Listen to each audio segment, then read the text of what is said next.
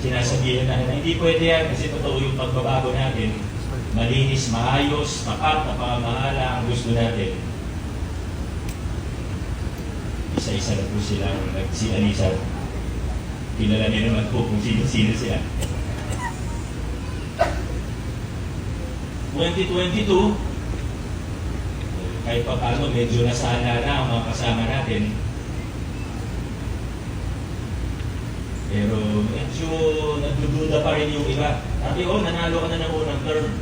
Pero para magtuloy-tuloy, para matapos mo yung tatlong termino mo, ay kailangan, siyempre, mga konsilan, kailangan ituloy yung mga lumang kalakaran. Hindi, wala nang susuporta sa iyo politiko pagdating ng 2022. Kaso mga kaibigan, ang puhunan po natin dito sa laban na ito, siguro konting galing, konting talino, pero ang totoong puhunan natin dito, paninindigan, ang ating patapangan, ang ating tigas ng ulo. Kaya ang totoong puhunan natin dito. At buti na lang, may mga kasama tayo na naniniwala sa vision natin. Buti na lang, may mga kasama po tayo na nagbigay sa atin ng lakas ng loob. Una na po dyan, alam ko kahit di ko na banggitin, pero kailangan pa rin pong banggitin. Hindi ko po ito nagawa. Hindi ako nagsimula sa laban na ito, kundi ako binigyan ng lakas ng loob ng isang congressman, Roman Robles. Marami pa pong iba, ika nga unsung heroes, hindi naman natin mababanggit ang lahat ng isa-isa. Pero noong 2022, ito na, nagkaroon tayo ng line-up na buo ang unang edition ng Giting ng Pasig. Simple lang naman ang requirement natin. Kailangan naniniwala sa direksyon na tinatahak natin ngayon bilang isang lungsod. Yung hindi tayo ililigaw, yung mapagkakatiwalaan natin.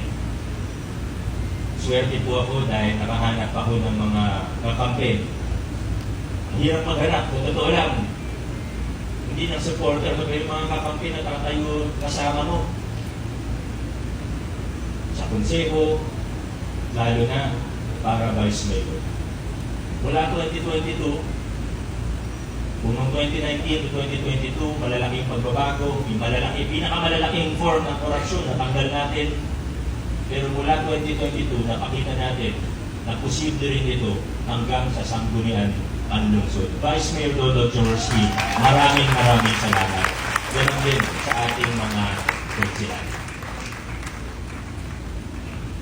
2025, ganon pa rin po.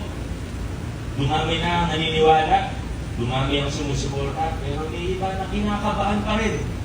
Papunta sa ikatlong termino natin ng pagbabago.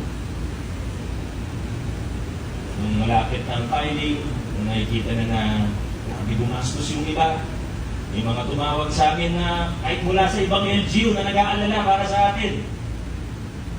Kakayanin niyo ba gastos?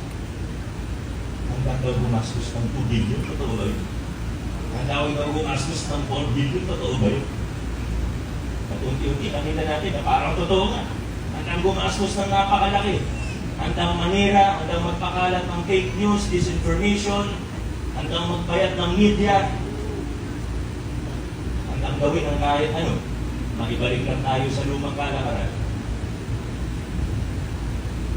Pero sa dulo, pinakita ng mga pasiyero, sa tulong ng Diyos, na sa ating lungsod, ang magwawagi ay ang katotohanan